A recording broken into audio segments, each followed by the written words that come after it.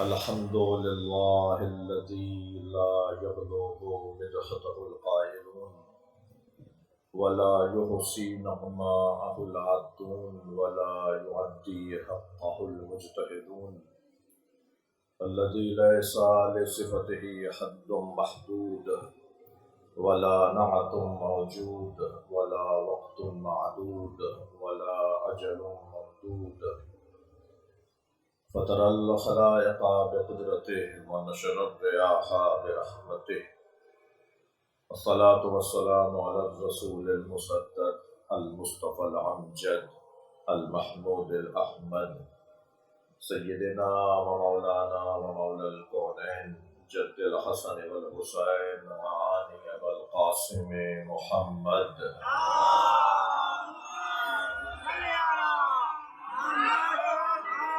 وآله الطيبين الطاهرين المعصومين الذين قال الله إنما يريد الله ليذهب عنكم الرجس أهل البيت ويطهركم تطهيرا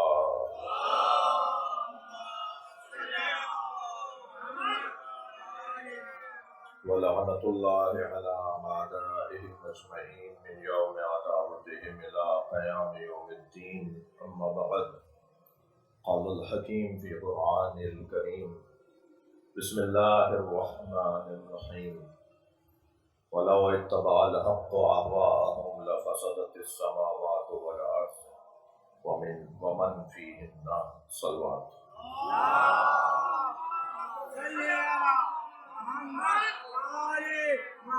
مل کر صلوات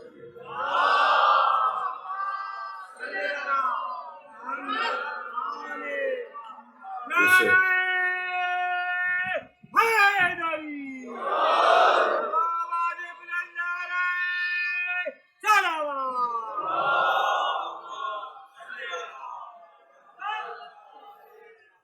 سورہ مبارکہ المومنون آیت نمبر 71 ایک مرتبہ پھر اس آیہ کریمہ پر غور کرنے کے لیے آپ کے سامنے اسے تلاوت کیا گیا۔ پروردگار عالم کا احسان عظیم ہے کہ اس نے ہمیں قرآن اور اہل بیت سے وابستہ کیا ہے۔ سرکار دو جہاں اپنی قیمتی ترین، اپنی عزیز ترین چیزوں کو ہمارے حوالے کر دیتے ہیں۔ نبی کو قرآن سے اور اہل بیت سے کتنا پیار ہے اور کتنی قیمتی یہ دونوں چیزیں ہیں۔ اگر توفیق شامل ہوئی اور اس اشرے میں جو ارادہ ہے اس کے مطابق بات ہو پائی تو شاید آگے کی مجالس میں عرض کروں گا کہ مولا علی علیہ السلام نے اپنی امامت پر جن احادیث کو دلیل کے طور پر شورا کے اجلاس میں صلوات پڑھنے ذرا نبی کا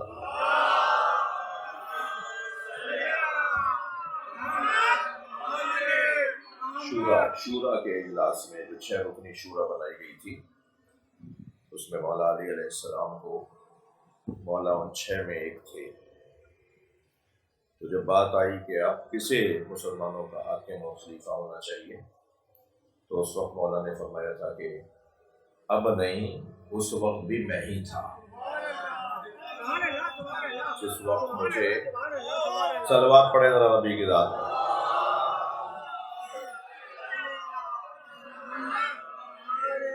جس وقت نبی مکرم اس دنیا سے تشریف لے گئے، کہتے ہیں نا کہ مثلا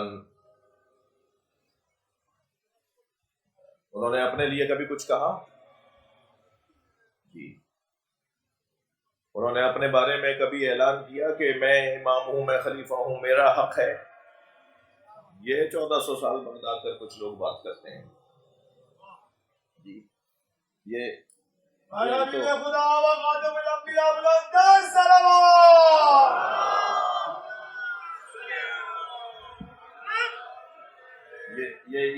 آج اتنے مدت کے بعد کتابیں، اول تو ایسا ہے نہیں، یعنی خود مولا علی کے زمانے میں، امام حسن کے زمانے میں، امام حسین نے آئمہ اہل بیت نے، اور خاص طور پر اس بحث کو جس نے سجایا ہے اسے جعفر صادق ہے۔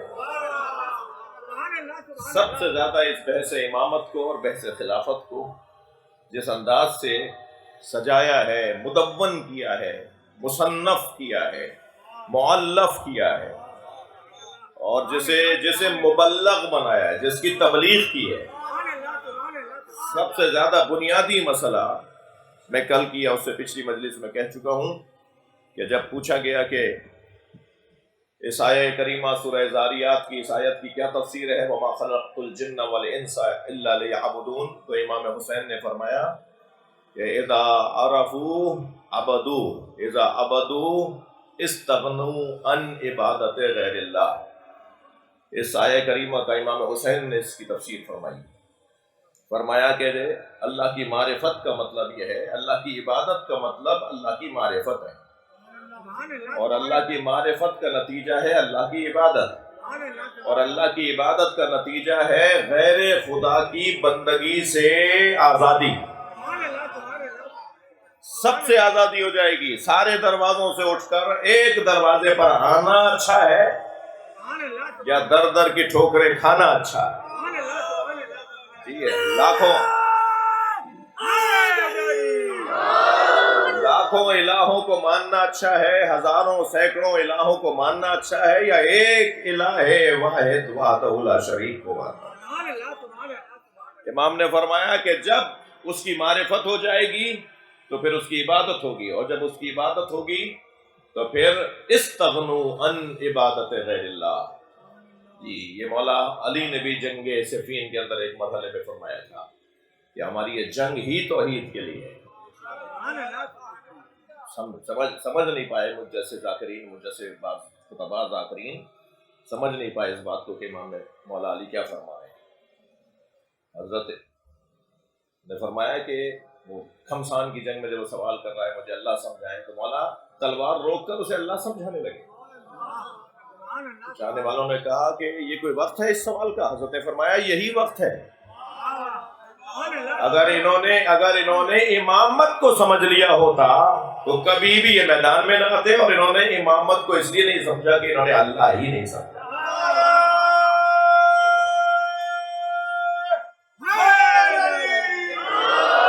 اگر توحید پروردگار کے یہ قائل ہو گئے ہوتے، استغنوا عن عبادت غیر اللہ، جو امام حسین فرما رہے ہیں، پھر یہ کسی اور کی بندگی نہ کرتے اگر یہ اللہ کی عبادت کرتے۔ تو اب یہاں پر پوچھنے والے نے پوچھ لیا، روایت اگر پوری ہدیہ کر دوں آپ کو، اس نے کہہ دیا کہ فما معرفت اللہ، اللہ کی معرفت کیا ہے؟ تو حضرت نے فرمایا معرفت اہل کل زمان امامہم، ہر زمانے کا رہنے والا اپنے زمانے کے امام کی معرفت حاصل کر لے تو گویا اس نے اللہ کو پہچانا۔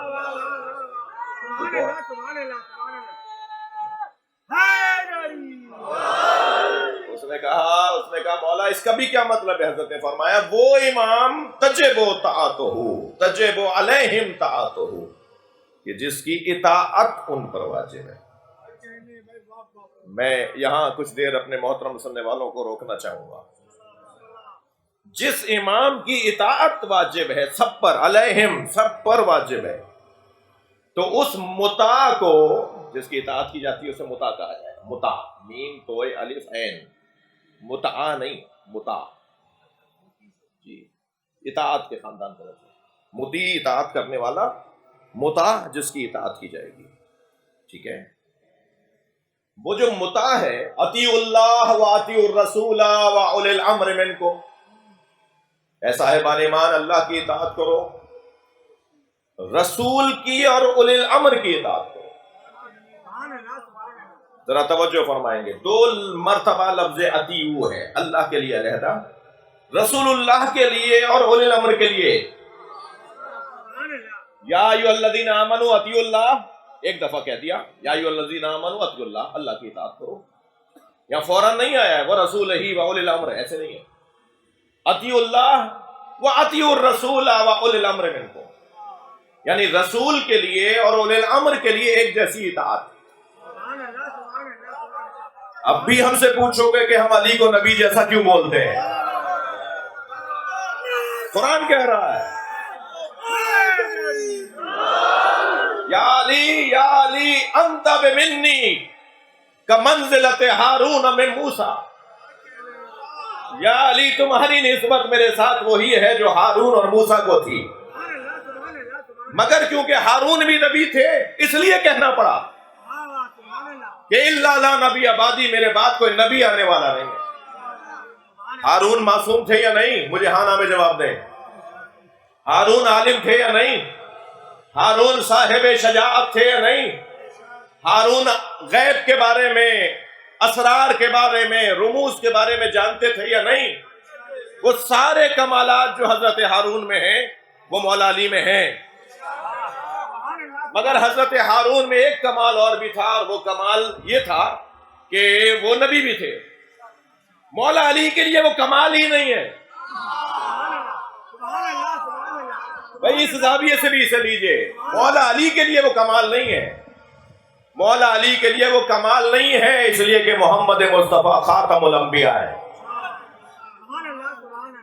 نبی کے بعد کوئی نبی کیسے ہوگا؟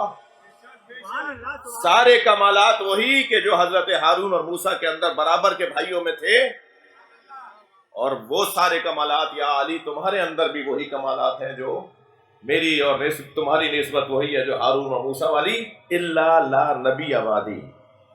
اچھا، یہ میں نے ابھی ایک جملہ کہہ دیا، اہل دقت تشریف فرما ہے، مجلس سننے کے لیے جو آتے ہیں وہ تشریف فرما ہے، تو میں آپ کا احترام ہے، آپ کا مقام ہے، آپ کا حق ہے کہ میں یہ جملہ بھی آپ کو ہدیہ کر دوں۔ لا نبی آبادی بھی حدیث میں ہے، لا نبوت آبادی بھی حدیث میں ہے۔ لا نبی آبادی کہہ کر تو مولا علی سامنے آئیں گے نا۔ بھائی تھوڑی دقت بڑھائیے، یہ خون جگر کے مضامین ہیں۔ صلوات پڑھیں ذرا محمد و آل محمد۔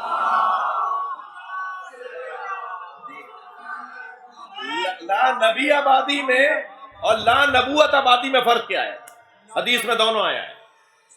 لا نبی آبادی کے اندر مورد نظر، مطمع نظر علی، لیکن لا نبوت آبادی میں علی مورد نظر نہیں ہے، منصب مورد نظر ہے۔ بھائی اس منصب کی ضرورت ہی نہیں ہے، علی کی تو بات کہاں ہو رہی ہے؟ اب ضرورت نہیں ہے نبی کے بعد کوئی نبی آئے۔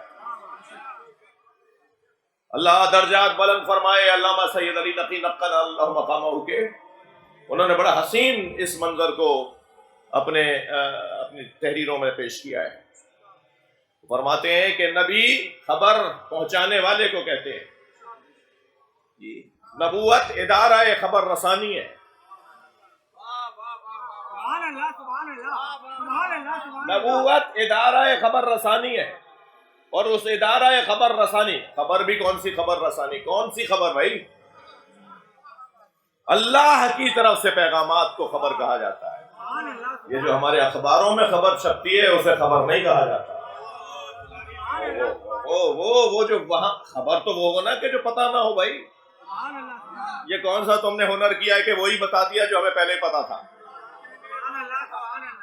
یہ خبر نہیں ہے۔ بہرحال یہ میں صحافت کے تو مخالفت کر نہیں سکتا، میرا تو اپنے خاندان کے اندر سارے صحافی ہیں، اور صحافت تو عربی زبان کا لفظ ہے، صحافی کہتے ہی اسے جو جوڑتا ہو۔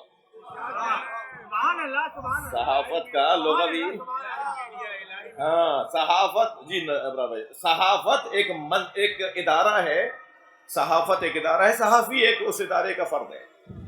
صحافت کہتے ہیں پہلے لغوی طور پہ اگر آپ لیں تو جلد، جب کاغذوں بہت ساری آپ نے تحریریں جمع کی اور ورق جمع ہو گئے تو آپ نے کہا اس کو جلد کروا دو، اسے مجلد کرو، جلد بنوا دو۔ جب بہت سارے ورق اوراق کی جلد بنائی جاتی ہے تو اس عمل کو صحافت کہتے ہیں، اور وہ عمل انجام دینے والے کو صحافی کہتے ہیں، یعنی اوراق منتشرہ۔ صلوات پڑھیں ذرا محمد و آل محمد۔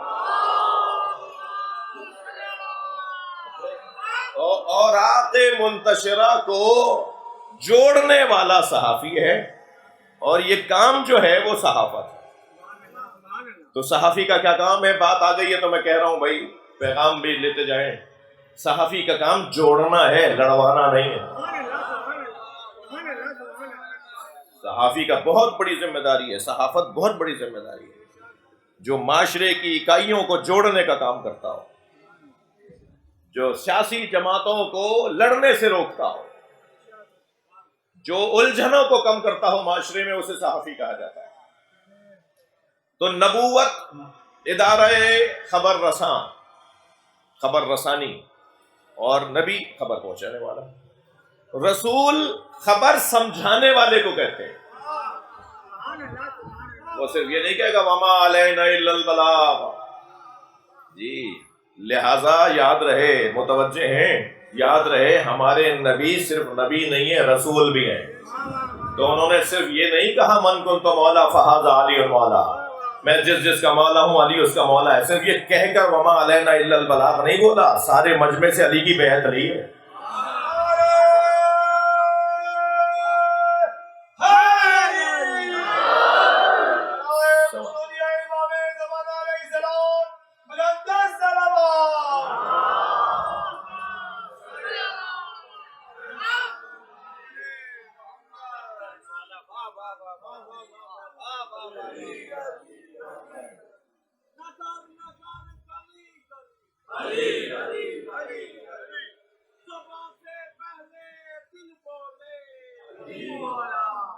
بہت شکریہ، تشریف رکھیے، تشریف توجہ کر لیا آپ نے۔ ایک جملہ میں نے کہہ دیا، اللہ صلی علی محمد وعلی محمد، ایک جملہ میں نے کہہ دیا کہ نبی مکرم نے 1.25 لاکھ حاجی ہی نہیں صحابی، حاجی بھی وہ حاجی جو صحابی بھی ہے، اور صحابی بھی وہ صحابی جو حاجی بھی ہے، 1.25 لاکھ حاجی صحابیوں سے مولا علی کی بیعت لی ہے، حتیٰ 1000 سے زیادہ خواتین تھیں ان حاجیوں میں، حجنیں تھیں، ان سے بھی مولا علی کی بیعت لی، کسی کو ایسے جانے نہیں دیا۔ 200 سے زیادہ صحابہ کرام فی البدی شعر کہنے کی صلاحیت رکھتے تھے، اتنے بڑے شاعر، 2.25 لاکھ میں 200 سے زیادہ صحابہ کرام تھے جو فی البدی شعر کہنے کی صلاحیت رکھتے تھے۔ مولا نبی نے ان سے بھی کہا کہ شعر کہو، جشن ہوگا تو پھر ہوگا نا، جشن غدیر نبی منائیں گے،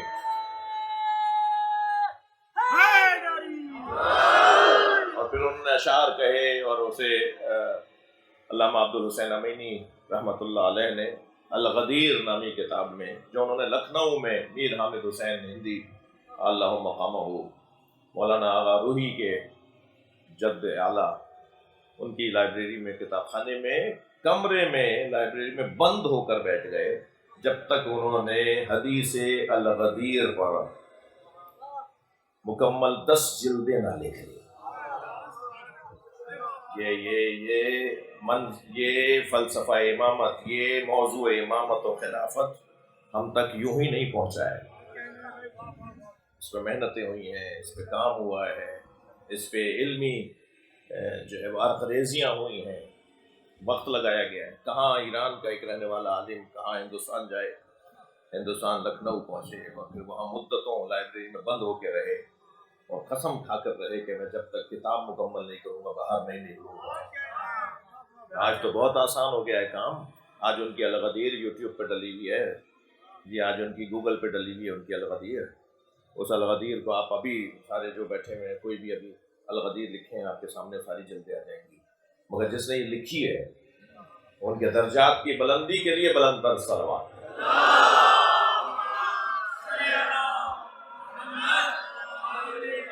بات تو بہت روشن ہے، مطاع مطلق، جس کے لیے یہ لفظ آ رہا ہو اطیعوا الرسول و اولی الامر منکم، جی اللہ کی اطاعت کرو اور رسول کی اور اولی الامر کی اطاعت کرو۔ تو ہاں نہ میں جواب دیا جائے کیا رسول کی اطاعت مطلق نہیں ہے؟ یا رسول کی اطاعت میں مجھے اور آپ کو اختیار ہے؟ یہ اتنے حضرت ہیں کہ انہوں نے کہا اعلان نبوت سے پہلے اطاعت واجب نہیں ہے،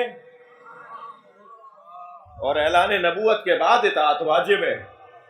تو یہ اعلان نبوت سے پہلے نبی کو کچھ اور مانتے ہیں، اور اعلان نبوت کے بعد نبی کو کچھ اور مانتے ہیں. تمہیں مبارک ہو، ہم تو نبی کو اس وقت سے نبی مانتے ہیں جب آدم کا وجود بھی نہیں تھا.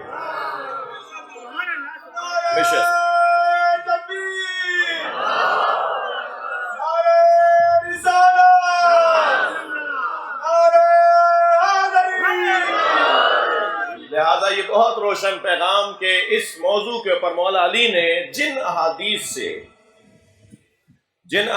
سے مولا علی نے شورا میں، بات یہاں سے شروع ہوئی تھی.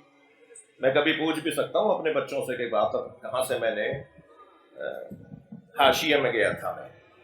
یہ میں پوچھ بھی سکتا ہوں، ذہن حاضر رہے میرے بچوں کا. بزرگوں سے تو مجھے دعا چاہیے.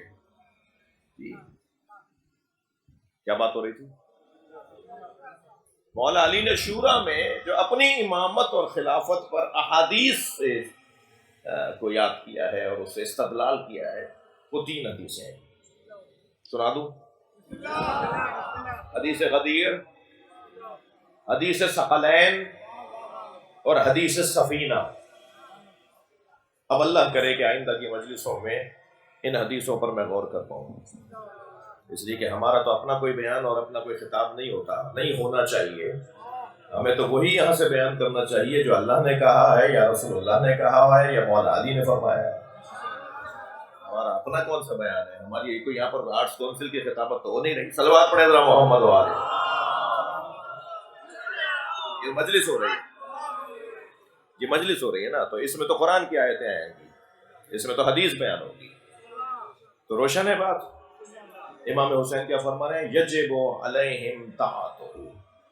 امام اسے کہتے ہیں جس کی اطاعت واجب ہے، جس کی اطاعت واجب ہے. تو جب اطاعت امام کی واجب ہے تو پھر امام کی معرفت واجب ہے. امام کی معرفت کے لیے امام کے بارے میں علم ضروری ہے.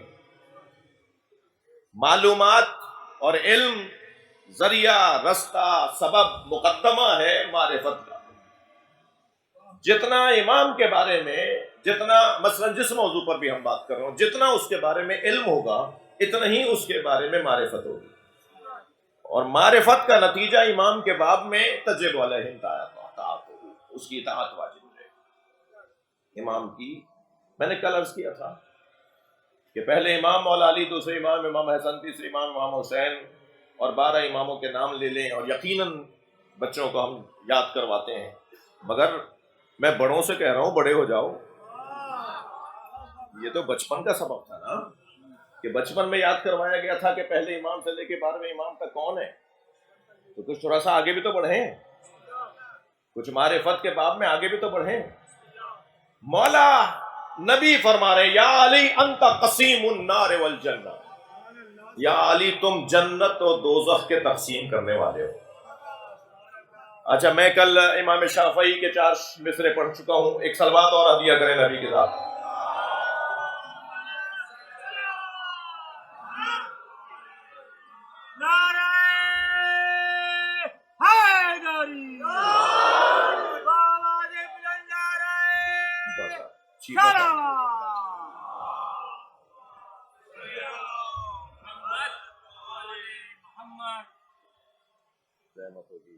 بہت بہت شکریہ.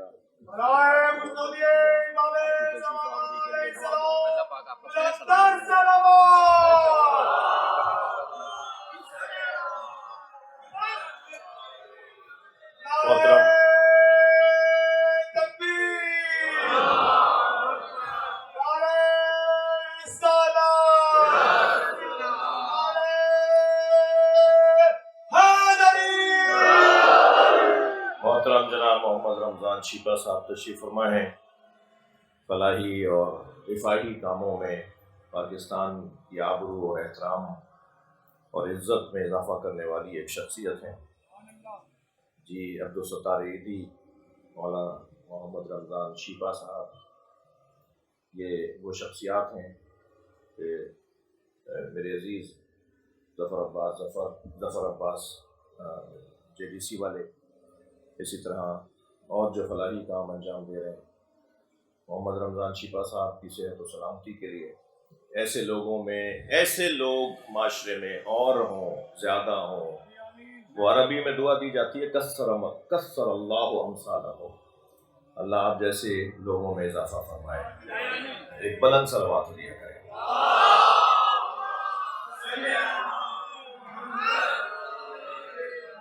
مضمون آپ کے ہاتھ میں ہے۔ اچھا، یہ ایک مجلس میں کہہ چکا ہوں، بلکہ کئی مجلسوں میں کہہ چکا ہوں کہ یہ کیونکہ جوڑنے کی جگہ ہے، یہ سب کی جگہ ہے۔ در حسین پہ ملتے ہیں ہر مزاج کے لوگ، یہ دوستی کا وسیلہ ہے، دشمنی کا نہیں۔ تو جب میں یہاں ممبر پہ بیٹھ کے بات کروں گا تو مجھے آیت پر تو کسی کو کوئی اختلاف ہی نہیں ہے۔ قرآن تو قرآن ہے سب کے لیے، کسی کا کوئی 40 پارے کا اور 30 پارے کا قرآن نہیں ہے۔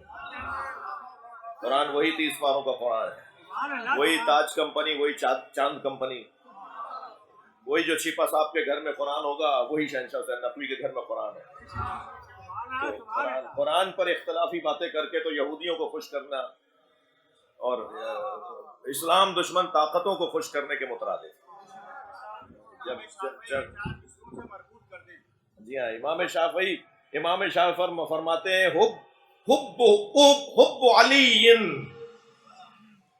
علی جنہ، علی کی محبت ڈھال ہے دوزخ سے بچنے کے۔ اہل سنت کے 4 بڑے اماموں میں ایک حب جنہ، علی کی محبت جنہ ہے، ڈھال، جنہ۔ قسیم النار والجنہ، کون ہے وہ کہ جو جنت اور دوزخ کا تقسیم کرنے والا ہے۔ بھائی میری بات پر اعتماد مت کرو، امام شافعی نے کہا ہے علی جنت اور دوزخ بانٹنے والے کو کہتے ہیں۔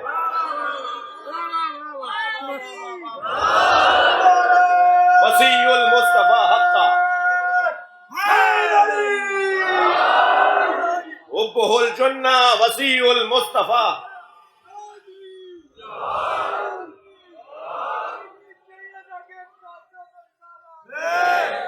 تمہیں بھی اسی موقع پہ نہ یاد آتا ہے سارا نعرہ۔ ایک صلوات پڑھے محمد و آل محمد۔ کچھ سمجھداری کرو بھائی، صلوات پڑھیں ذرا محمد و آل محمد۔ سمجھدار شیعہ ہونا چاہیے، ہوشیار سنی ہونا چاہیے۔ صلوات پڑھیں ذرا محمد و آل محمد۔ بھائی صلوات پڑھ لیجئے محمد و آل محمد۔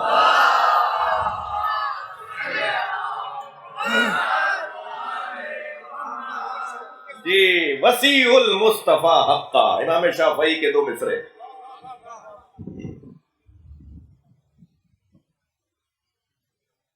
حبہ جنہ علی، حبہ جنہ قسیم النار والجنہ، جنہ جنہ جنہ۔ جیم نون تے کو انہوں نے کس انداز سے 2 مصروں میں نظم کیا ہے۔ شاعری بھی تو شاعری ہو، اور اگر شاعری الہی ہو، شاعر جو ہے کل واد یہیمون والا شاعر نہ ہو، ہر وادی میں بھٹکنے والا، ایک ہی کلام میں مطلع کچھ کہہ رہا ہے جی اور مقطع کچھ کہہ رہا ہے۔ ارے بھائی تم نے 12 شعر کہیں، 9 شعر کہیں، تمہارے 9 شعروں میں ہی تمہارے اپنے ہی نظریوں کے خلاف بات ہے۔ ایک بات کچھ کر رہے ہو، دوسرے شعر میں کچھ اور، ایک بات پہ تو قائم رہو۔ شاعر حضرات کے جو حالات ہیں میں ان کے اوپر، اور قرآن نے کہا، میں نے نہیں کہا، قرآن نے کہا یہ ہر وادی میں بھٹکتے ہیں شاعروں کو۔ مگر کون سا شاعر ہے جو ہر وادی میں نہیں بھٹکتا؟ وہ شاعر کے جو ہمیشہ مظلوم کا ساتھ دیتا ہو۔ سورہ شعراء کی آخری آیات پڑھ کے دیکھ لیجئے، تو کہتے ہیں وسیع المصطفیٰ حقا امام الانس والجنہ، امام الانس والجنہ، جنہ بھی ہیں ڈھال بھی ہیں علی، جنت کے تقسیم کرنے والے بھی ہیں اور انسانوں اور جنوں کے امام بھی ہیں۔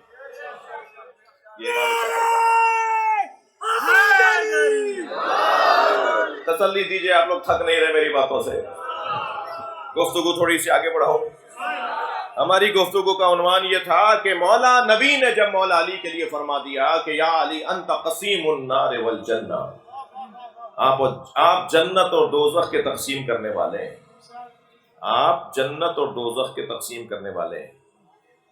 کل میں کہہ چکا مگر بعض اپنے سنی بھائیوں کی تسلی کے لیے وہ ایک روایت سنا دیتا ہوں کہ جس میں مامون الرشید نے امام رضا سے کہا تھا کہ یہ حدیث مجھے سمجھ میں نہیں آتی.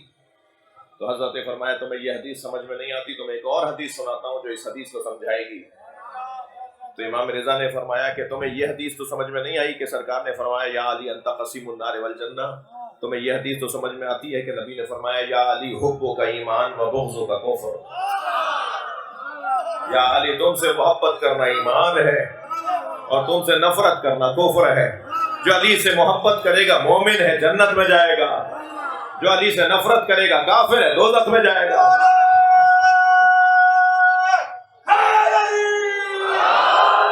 تو علی ہی جنت بھیج رہے ہیں اور علی ہی دوزخ بھیج رہے ہیں. تو یہ حدیث مامون رشید کو سمجھ میں آ گئی. تو ایسا ہوتا ہے کبھی ایک چیز سمجھانے کے لیے دوسری چیز کا سہارا لینا پڑتا ہے. مگر جس بحث کو میں چاہ رہا تھا آج ہدیہ کروں وہ بحث یہ ہے کہ جو تقسیم کرنے والا ہے نا،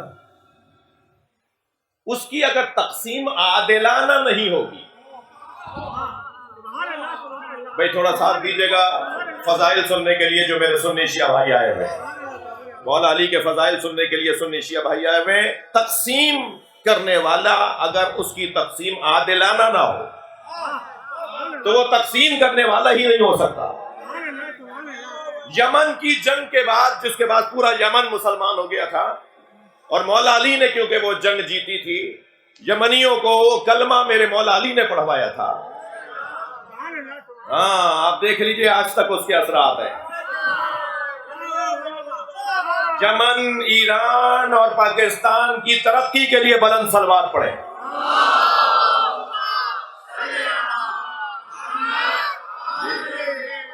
تو مولا نے اس جنگ کے جیتنے کے بعد مولا نبی نے فرمایا یا علی مال غنیمت بھی آپ ہی تقسیم کریں، مال غنیمت بھی آپ ہی تقسیم کریں. تو مولا علی نے مال غنیمت تقسیم کیا. تو ایک شخصیت مولا نبی کی خدمت میں آ گئی کہ یا رسول اللہ، علی جب بانٹ رہے تھے تو علی مٹھی بھر بھر کے اپنا ہاتھ اٹھا اٹھا کے دے رہے تھے، تو کسی کے پاس زیادہ گیا ہوگا کسی کے پاس کم. تو حضرت نے فرمایا جس کو علی نے بانٹا ہے وہ اپنا سامان لے کر آ جائے. وہ چیزیں جو علی نے دی ہیں وہ لا کے رکھ دو سامنے، یہ تمہیں دیے، یہ تمہیں دیے، یہ تمہیں دیے. جب ساری چیزیں رکھ دی گئی مولا نبی نے فرمایا انہیں وزن کرواؤ. اور جب انہیں وزن کروایا تو گراموں ماشوں کا فرق نہیں تھا.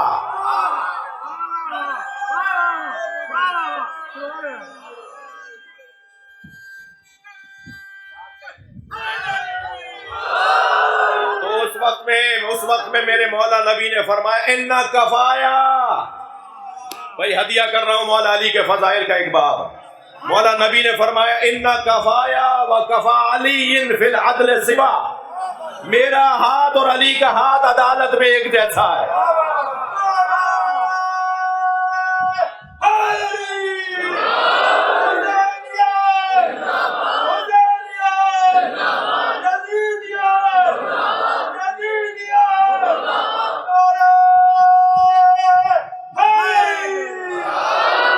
جو کر لیا حضرات ہے. آپ کے ذوق سماعت دیکھ کر مجھے ایک منظر اور یاد آ گیا. سرکار نے ایک سفر میں ایک مسافر کے ہمراہ کھانا تناول فرمایا. اس کے پاس کھجوریں تھیں، سرکار کے پاس جو غذا تھی اس میں کھجوریں نہیں تھیں. اس نے سرکار کو کھجوریں آگے بڑھا کر دیں. تو حضرت نے فرمایا جب مدینے آؤ گے تو میں بھی تمہیں کھجوریں دوں گا. سرکار کی رحلت ہو گئی. جی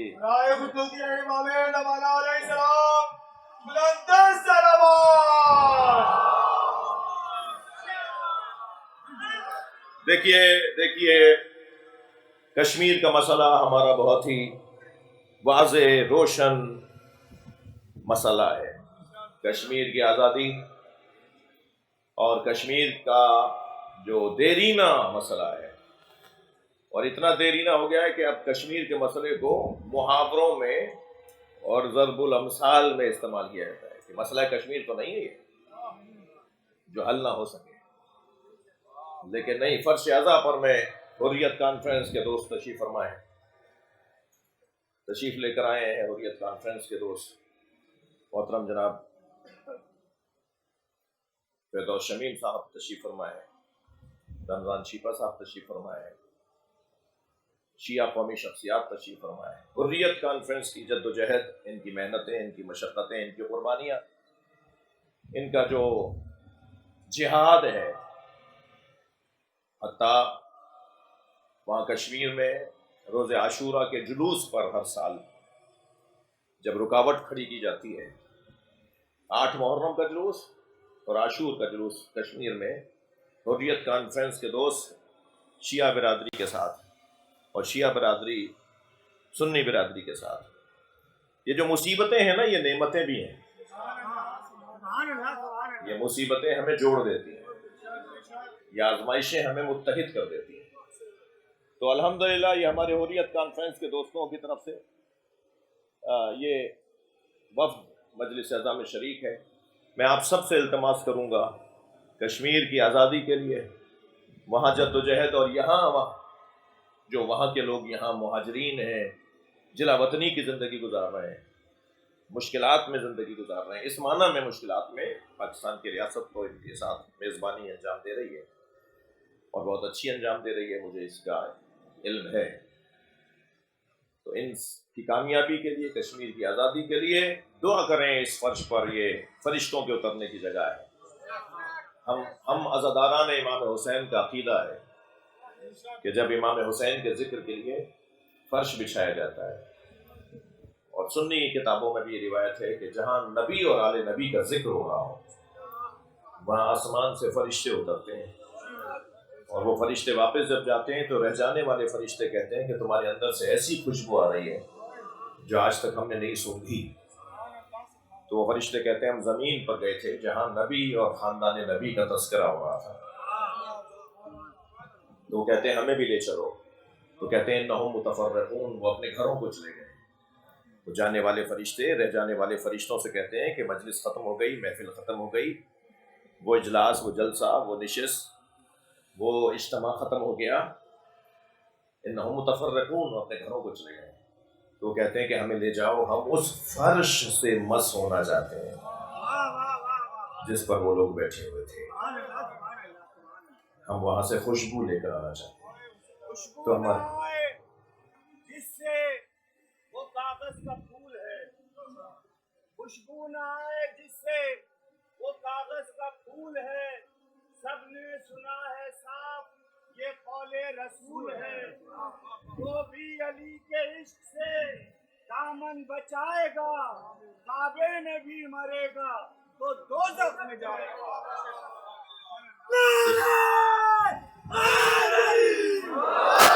اس جگہ پر، اس فرش پر دعاؤں کی قبولیت کی جگہ ہے۔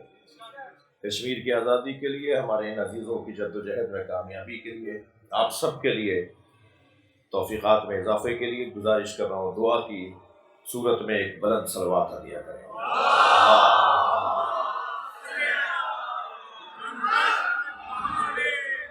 بات میری پہنچ رہی ہے آپ تک؟ جو وہ میں واقعہ سنا رہا تھا، بات آ گئی، چھوڑ دوں یا آگے بڑھوں؟ تو کھجور تو وہ آ گئے مدینہ منورہ میں، مگر نبی کی رحلت کے بعد آئے۔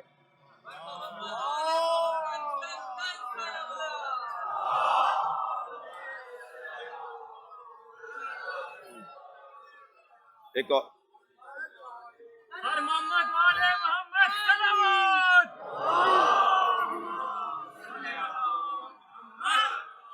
نعرہ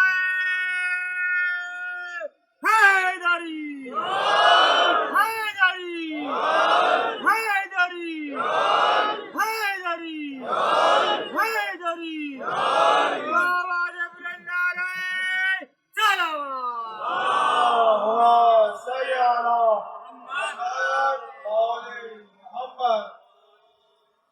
سرکار کی رحلت ہو گئی، وہ مدینہ منورہ تشریف لائے۔ دور حضرت ابو بکر کا ہے، انہوں نے آ کر کہا کہ ایسے میرے ساتھ واقعہ گزرا تھا، سرکار نے فرمایا تھا کہ جب مدینے آؤ گے تو میں تمہیں کھجوریں دوں گا۔ یاد رہے کہ نبی مکرم نے مولا نبی مکرم نے مولا علی کو بغض دینی کہہ کر بھی مخاطب کیا تھا، میرا قرضہ تم اتارو گے، میرا جو دین ہوگا نا، جو میرا دین ہوگا اسے تم دو گے۔ تو جب اس آنے والے مسافر نے کہا کہ ایسا ہوا تھا تو فوراً حضرت ابوبکر نے فرمایا علی کو بلاؤ۔ مولا علی تشریف لے کے آئے، کہا یا علی ایسے ایسے واقعہ گزرا ہے، یہ دعویٰ کرتا ہے اور اس کو نبی مکرم نے کھجوریں واپس کرنی تھی، آپ اسے دے دیں۔ مولا علی نے چند مشت کھجوروں کی انہیں دے دی۔ تو صحابہ اکرام میں سے بعض نے کہا کہ یا ابوبکر یہ کام تو آپ بھی کر سکتے تھے۔ تو فرمانے لگے کہ یہ کام میں نہیں کر سکتا تھا، اس لیے کہ نبی نے فرمایا تھا ان کفایا وکفا علی فی العدل سوا۔ میرا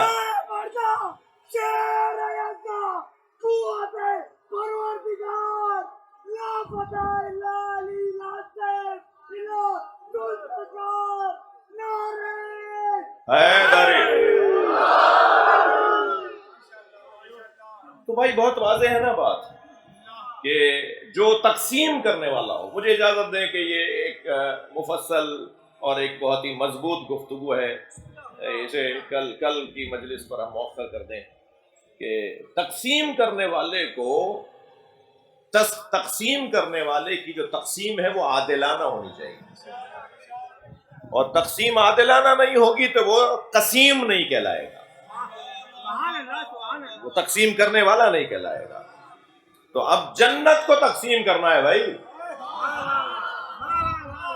اور جنت کے 8 درجے، دوزخ کو تقسیم کرنا ہے، دوزخ کے 7 درجے ہیں، اور درجے ہیں ہی اعمال کی بنیاد پر،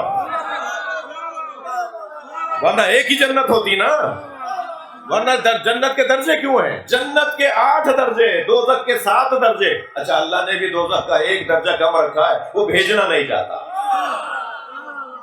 وہ چاہتا ہے جنت میں لوگ زیادہ جائیں، جنتیوں کو وہ زیادہ دیکھنا چاہتا ہے۔ یہ تو مسلمان ہے نا کہ ہر ایک کو دوزخی بنا رہا ہے، اور اللہ تو یہ چاہ رہا ہے کہ سب جنت میں جائیں، کم سے کم دوزخ میں جائیں۔ اور یہاں دوزخ کے بارے میں بھی ایک حدیث مجھ سے ہدیہ لے لیں اور پھر مجھے کل تک کے لیے اجازت دیں، اگر توفیق شامل حال ہوئی تو عرض کروں گا۔ جنت کے اور دوزخ کے درجوں کے ساتھ تصور میں لیتے ہوئے رکھتے ہوئے یہ حدیث بھی ہدیہ لے لیں۔ حدیث کہتی ہے لو اجتمع الناس علی حب علی ابن ابی طالب، اگر ساری دنیا علی کی محبت پر اتفاق کر لیتی لما خلقت النار، تو اللہ کہہ رہا ہے میں دوزخ ہی نہ بناتا۔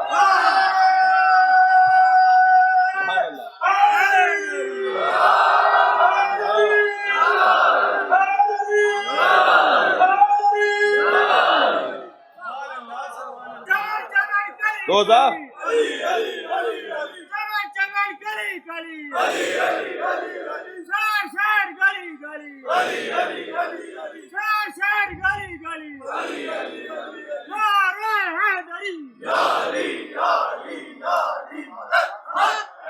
اتفاق ہے،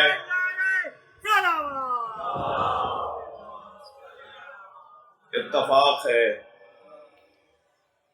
آج 6 محرم کی مجلس میں حریت کانفرنس کے دوست بھی آئے ہوئے ہیں، اور چھوٹے چھوٹے بے سہارا بچوں کو جھولے میں ڈالنے والے رمضان شیپا صاحب بھی آئے ہوئے ہیں۔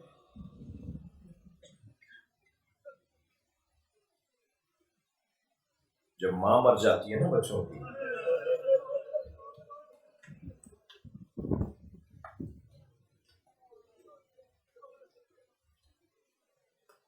تو ان کا سہارا کوئی نہیں رہتا۔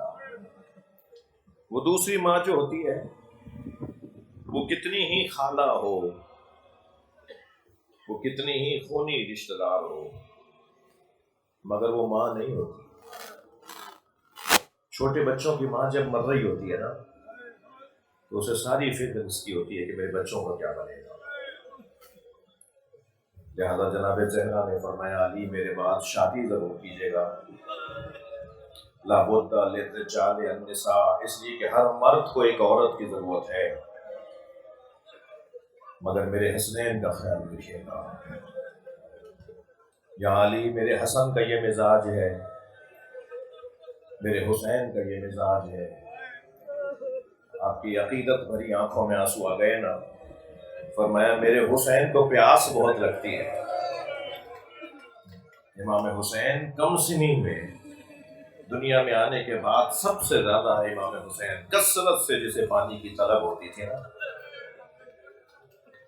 یہ اہل بیت سب جانتے تھے امام حسین کے سرہانے پانی رکھا جاتا تھا کہ رات کو کسی پہر میں اگر حسین کو پیاس لگی تو اتنی تاخیر نہ ہو جائے کہ حسین کو تکلیف ہو۔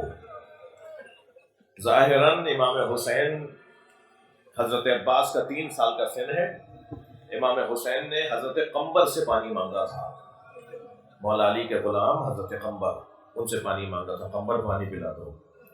تو قمبر کتنی جلدی گئے ہوں گے؟ میں نے بھی مقدماتی جملے کہے نا کہ سب کو احساس تھا کہ امام حسین کو پیاس بہت لگتی ہے، جلدی لگتی ہے، بار بار پانی چاہیے ہوتا ہے۔ تو قمبر کتنی جلدی گئے ہوں گے سنیں گے، مگر مولا علی نے دیکھا کہ عباس اس 3 سال کی عمر میں قمبر سے پہلے گھڑے تک پہنچے، کوزہ بھرا، اور اس سے پہلے کہ کہیں قمبر نہ پہنچ جائے تیز دوڑتے ہوئے پانی لے کر آئے تو پانی چھلک چھلک کر ہاتھوں پہ گرنے لگا۔ تو اس وقت مولا علی کی آنکھوں میں آنسو آ گئے تھے، فرمایا تھا آج عباس حسین کے لیے پانی لے آیا، مگر کل کربلا میں عباس بچوں کے لیے پانی لینے جائے گا مگر پانی نہیں لا پائے گا۔ میرے عباس کے بازو قلم ہو جائیں گے۔ جن کے مذہب میں رونا جائز ہے وہ تکلف کر کے نہ روئیں، اپنی آوازوں کو آزاد کریں۔ ہمارے یہاں بر صغیر میں، حتیٰ عراق اور ایران میں، یمن، کویت میں، بحرین میں، پوری دنیا میں، اور ان افریقی اور امریکی اور یہ سمندر پار اور مغربی علاقوں میں بھی جو پاکستانی ہندوستانی رہتے ہیں، آج 6 محرم کو ہم امام حسین کے اس مجاہد کا ذکر کرتے ہیں جو پیروں سے چل کے جہاد کرنے نہیں گیا تھا، جسے امام حسین اپنی گود میں لے گئے تھے۔ امام نے لاشیں تو عزاداروں بہت اٹھائے، صبح عاشور سے عصر تک سارے لاشیں اکیلے حسین نے اٹھائے، کسی اور کو اٹھانے نہیں دے رہے تھے لاشا۔ اور وہ کوئی بڑھ کے کہتا تھا نا مولا مجھے دے دے، تو فرماتے تھے میرا مہمان ہے، یہ میری محبت میں یہاں جان دے کر جا رہا ہے۔ ہر لاشا حسین مولا نے خود اٹھایا، اور ہر لاشا اٹھا لیا، مگر ایک لاشا حسین سے اٹھتا نہیں تھا، وہ لاشا چھوٹا بہت تھا، مگر کبھی آگے جاتے تھے انا للہ، کبھی الٹے پیر واپس آتے تھے رضن بقضائہ و تسلیما لامرہ لا معبود سوا کیا غیاث المستغیثین۔ یہ امام حسین کے وہ مناجات کے جملے ہیں جو حضرت علی اصغر کے لاشے پر امام اللہ سے بات کر رہے تھے، اور پھر فرماتے تھے حون علی انہ بین اللہ، یہ مصیبت مجھے حسین پر آسان ہو رہی ہے اس لیے کہ مجھے معلوم ہے میرا اللہ میری آزمائش کو دیکھ رہا ہے۔ میں بھی کچھ عرصے پہلے ہندوستان گیا، لکھنؤ میں امام بارگاہ میں زیارت کر کے واپس آ رہا تھا، تو میں نے دیکھا ہندو عورتیں لٹیاؤں میں، چھوٹے چھوٹے کٹوروں میں، لٹیا ایک جو ایک برتن کہلاتا ہے، اس کے اندر دودھ لے کے امام بارگاہ کے اندر آئے۔ تو میں نے کسی سے پوچھا کہ یہ کیا ہے، کیا ہو رہا ہے؟ کہنے یہ منت بڑھانے آئی ہیں۔ میرے بزرگوں کا تعلق راجستھان سے رہا ہے، راجستھان کا میو، خانزادہ، قائم خانی، ان کے ہاں ہندو مسلم، ان کے ہاں رسم ہے کہ اگر بچہ ہو کر مر جاتا ہو، ہاں یعنی کوئی شیعہ سنی کی، بلکہ وہ قیس چودھری صاحب نے تو کتاب لکھی، وہ کہتے ہیں کہ ہمارا شیعوں سے کوئی تعلق نہیں ہے، یہ ہماری رسم ہے، یہ ہماری تہذیب ہے کہ اگر بچہ ہو کر مر جاتا ہے تو وہ منت مانتے ہیں کہ اگر بچہ 5 سال تک بھی زندہ رہ گیا تو ہم اسے حسین کا فقیر بنائیں گے، اور ایک خاص، سبحان اللہ، اور ایسے ہی ہرا لباس پہنتے ہیں۔ شیپا صاحب کہہ رہے ہیں کہ میں امام حسین کا فقیر ہوں، میں اپنی ماں کی منت پہ دنیا میں آیا ہوں۔ امام حسین کی منت پر میں جو کہہ رہا تھا وہ اس کی تصدیق ہو رہی ہے، کتابوں میں لکھا ہوا ہے، تہذیبوں میں لکھا ہوا ہے، اجرکم اللہ، اجرکم اللہ۔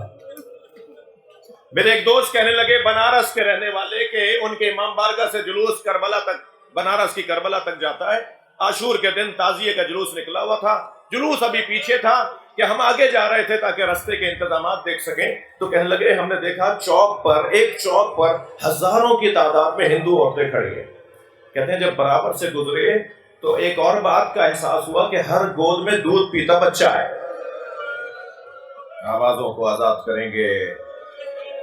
کہتے ہیں کہ ہم جب برابر سے گزرے تو ایک عورت کی آواز آئی، بھائی مسلمان لگتے ہو؟ تو ہم نے کہا ہاں مسلمان ہے۔ کہنے کہ مسلمان ہو تو بتاؤ بابا حسین کا جلوس کب آئے گا؟ تو کہنے لگے میں نے ان سے کہا کہ تمہیں بابا حسین کے جلوس کا انتظار کیوں ہے؟ سنیں گے جملہ؟ تو ایک عورت نے بے ساختہ کہا تمہیں نہیں پتا آج حسین کا بچہ بھوکا مارا گیا، آج ہم اپنے بچوں کو اس وقت تک دودھ نہیں پلاتے جب تک تعزیہ دفنا نہ دیا جائے۔ آپ کی آنکھوں میں آنسو آ گئے، آپ کی آوازیں بلند ہو گئی، سلام ہو سما پر جو روزانہ دھوپ میں بیٹھ کر کبھی حسین کا مرثیہ لکھتی ہیں اور کبھی علی اصغر کو یاد کر کے مرثیہ لکھتی ہیں۔ جناب رباب جب تک زندہ رہی کبھی سائے میں نہیں بیٹھی، اور جب مرثیہ حضرت علی اصغر کا لکھتی تھی نا تو ایک جملہ انہوں نے ایک مرثیے میں لکھا، اے علی اصغر میں نے بڑے بچے دیکھے جن کا دودھ چھڑایا جاتا ہے تو لاڈ اٹھایا جاتا ہے، مگر میں نے تجھ جیسا بچہ نہیں دیکھا جس کا تیر سے دودھ چھڑایا گیا۔ اللہ لعنت اللہ علی الظالمین فسیعلم الذین ظلموا ای منقلب ینقلبون۔